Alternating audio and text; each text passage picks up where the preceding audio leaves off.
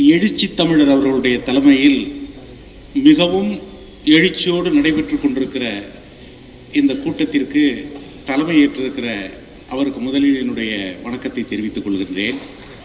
அதற்கு பிறகு 2 முக்கியமான தலைவர்கள், அரசியல் சாராத, தத்துவம் சார்ந்த, நீதி சார்ந்த, சமூக இயக்கங்களை சார்ந்த 2 முக்கியமான தலைவர்கள், அருமை நண்பர் பாலகிருஷ்ணன் அவர்களும் அருமை நண்பர் சந்துரு அவர்களும் மிக அருமையான அம்பேத்கரையும் பற்றிய தங்களுடைய கருத்துக்களை முன்வைத்திருக்கிறார்கள். அநேகமாக நம்முடைய பெருமதிப்பிற்குரிய நீதியரசர், மேனாள் நீதியரசர் அவர்கள் அம்பேத்கரை பற்றிய ஒரு பெரிய வகுப்பே நமக்கு நடத்திட்டார்னு தான் சொல்லணும். அவ்வளவு அருமையான கருத்துக்களை முன்வைத்திருக்கிறார்கள். இந்த விழாவிலே பெருமதிப்பிற்குரிய சன்னா அவர்களும், அதே போல சுபாஷினி அவர்களும், அதே போல நம்முடைய சட்டமன்ற உறுப்பினர் சிந்தனை செல்வன் அவர்களும் இருக்கிறார்கள். இந்த விழாவிலே எனக்கு ஒன்றுதான் சொல்ல தோன்றுகிறது. நம்முடைய தெற்கில் இருந்து மீண்டும் ஒரு புரட்சி வடக்கு நோக்கி செல்லுகிறதா என்கின்ற சந்தேகம் எனக்கு வந்துவிட்டது. காரணம், இது ஒரு சிந்தனை புரட்சி. சிந்தனை புரட்சி இல்லாமல் சமூக மாற்றங்கள் கட்டாயம் எங்குமே இருக்க முடியாது. அது அம்பேத்கராக இருந்தாலும் சரி, மாமேதை லெனினாக இருந்தாலும் சரி, காரல் மார்க்ஸாக இருந்தாலும் சரி, அல்லது தந்தை பெரியாராக இருந்தாலும், ஒரு மாற்றத்திற்கு முதலில் விதைக்க வேண்டிய விதை எது என்றால் சித்தாந்த விதைகள் மட்டும்தான். அந்த சித்தாந்த விதைகளை பழுதுபட்ட விதைகளாக, வீரியமில்லாத விதைகளாக, இன்னும் சொல்ல வேண்டும் என்று சொன்னால் இன்றைய நவீனத்திலே கார்ப்பரேட் யுகம் உருவாக்கி வைத்திருக்கிற மலட்டுத்தன்மை இல்லாத விதைகளாக அதை விதைக்க வேண்டும்.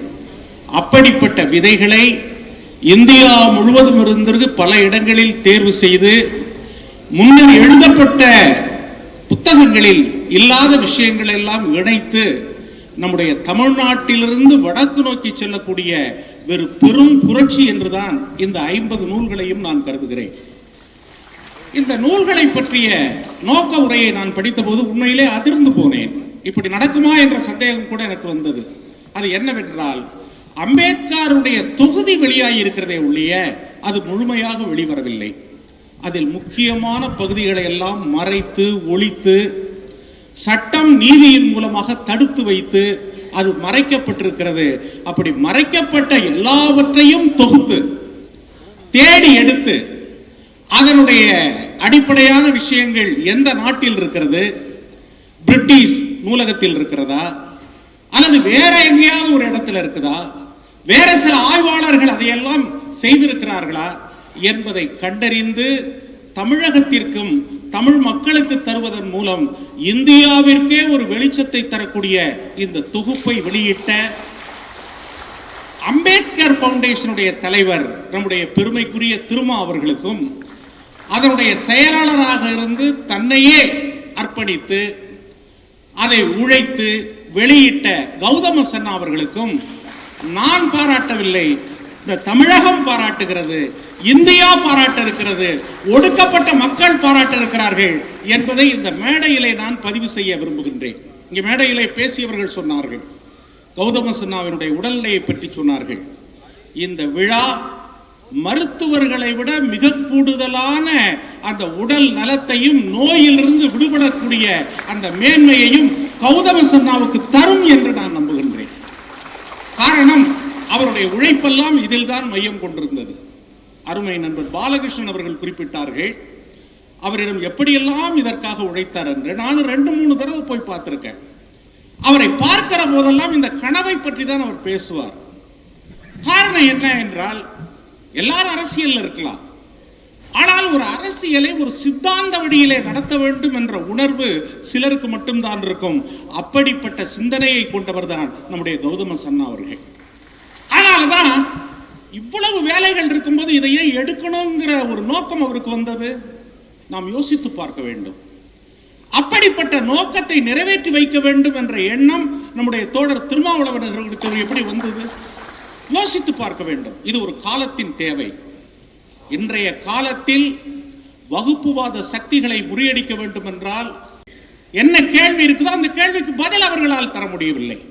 காரணம் என்னன்னாக்க, ஒரு அரசு எந்திரம், அது தனக்கே உரிய, அது அரசாங்கத்தினுடைய கடமை அல்லது அந்த பணத்தை வாங்கின பணத்தை செலவு செய்யறதுக்குரிய ஒரு திட்டங்களோடு அது நின்று விடுகிறது. ஆனால் அதனுடைய ஆன்மா, அதனுடைய உயிர், அம்பேத்கர் என்கின்ற தத்துவத்தின் உயிர் எங்கே இருக்கிறது என்பதை கண்டறிந்து அதை எடுத்து மக்களுக்கு தரக்கூடிய அந்த மகத்தான பணியை அது செய்யவில்லை. அதனுடைய மொழிபெயர்ப்புகள் செய்யவில்லை. எனவே அம்பேத்கரை மீண்டும் உயிரோடு கொண்டு வந்து நிறுத்துவேன் என்கின்ற முயற்சி தான் இந்த 50 நூல்களும் என்பதை மீண்டும் நான் தெரிவித்துக் கொள்கிறேன். இன்னும் ரொம்ப சிறப்பு என்ன என்றால், மொழி இல்லாமல், மொழியின் சிறப்பு இல்லாமல் ஒரு தத்துவத்தை கொண்டு போய் சேர்க்க முடியாது. என்ன தத்துவமாக இருந்தாலும், என்ன கருத்தாக இருந்தாலும் அதை எடுத்து சொல்லக்கூடிய அந்த மேன்மை என்பது மொழிக்குத்தான் இருக்கிறது.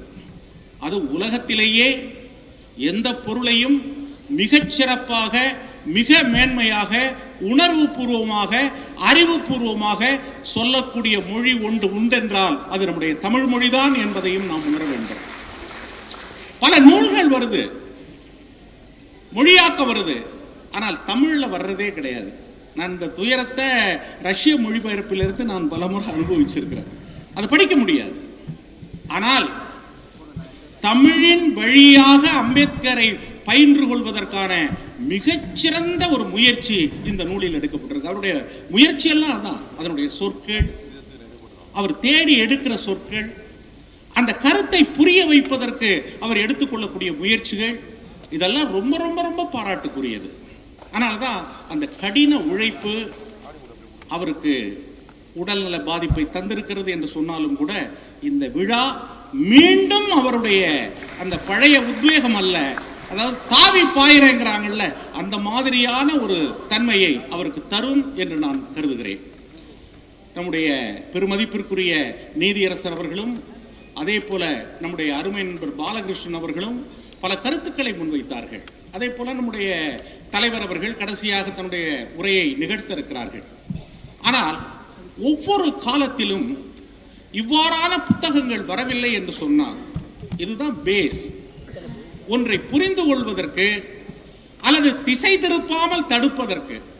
இன்னைக்கு இருக்கக்கூடிய பித்தலாட்டங்கள் என்னங்கிறதெல்லாம் ரொம்ப தெளிவாக இங்கே முன்வைத்தார்கள். உங்களுக்கெல்லாம் தெரியாதும் அல்ல, அவ்வளவு சூழ்ச்சிகள் இருக்கு.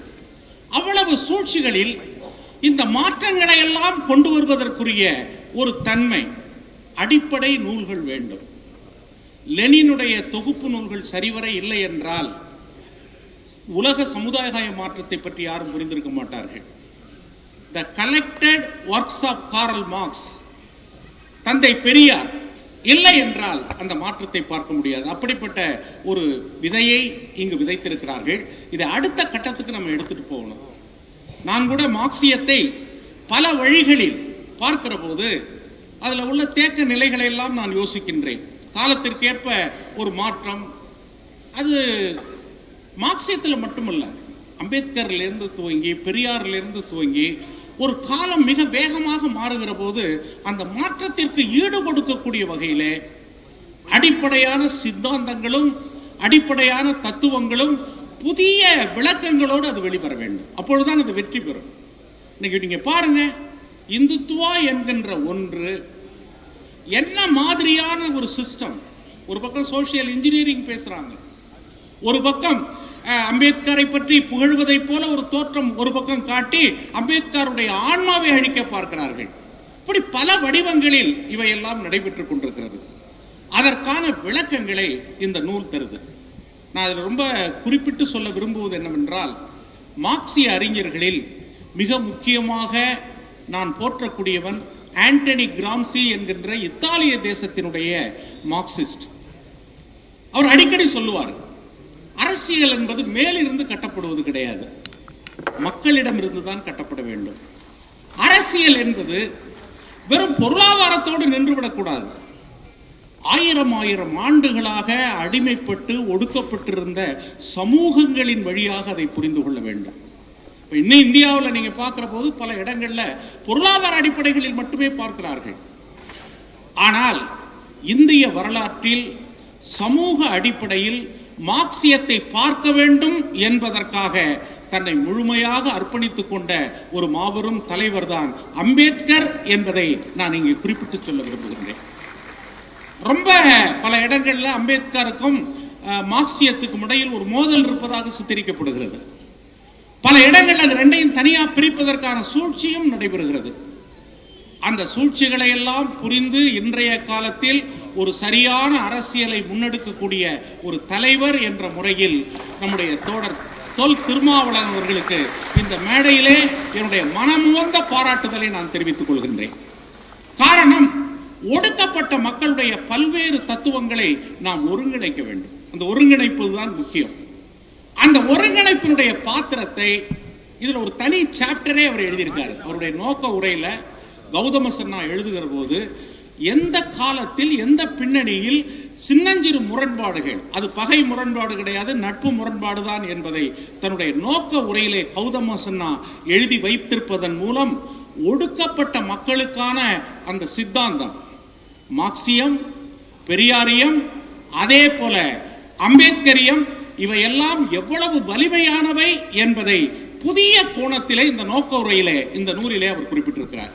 இப்படி நிறைய பேச முடியும், நேரம் ரொம்ப அதிகமாயிட்டு இருக்கு. நம்முடைய தலைவர் அவர்கள் உரையாற்ற வேண்டும். இதையெல்லாம் தாண்டி இவருடைய முயற்சி என்பது சாதாரண முயற்சி அல்ல. இந்த காலம் உள்ளளவும் மனித குலத்தினுடைய ஒடுக்குமுறைக்கு எதிரான போராட்டங்கள் உள்ளறையவும் அம்பேத்கருடைய புகழ் இருக்கின்ற வரையில் நம்முடைய கௌதம சன்னா அவர்களும் தொல் திருமாவளவன் அவர்களும் தொகுத்த இந்த நூலும் உயிர் வாழும் என்பதை கூறி தமிழ்நாட்டிலிருந்து புறப்பட்டு செல்லக்கூடிய இந்த நூல் இந்தியாவின் பல மொழிகளில் மொழிபெயர்க்க போகிறார்கள். காரணம் என்னன்னா, ஏற்கனவே அந்த புத்தகத்தில் அந்த சாரம் கிடையாது. இதில் தான் அந்த சாரம் இருக்கு. அதை தொகுத்து இருக்கிறாரு. ஒவ்வொரு விஷயத்தையும் பேசினா நிறைய பேச முடியும். விடுபட்ட விஷயங்கள், அம்பேத்கரை எல்லாத்தையும் உள்ளுக்கு எடுத்துட்டு ஒரு சிலையா வச்சு நிறுத்திட்டாங்க. அதனுடைய உள்ளீடற்ற அம்பேத்கர் தான் காட்டப்பட்டார்.